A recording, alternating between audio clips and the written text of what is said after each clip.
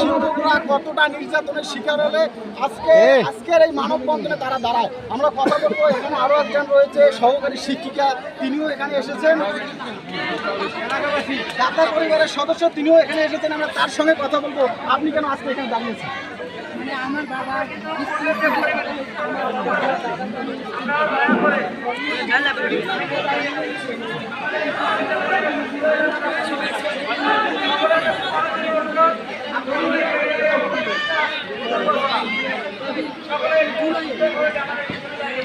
সালের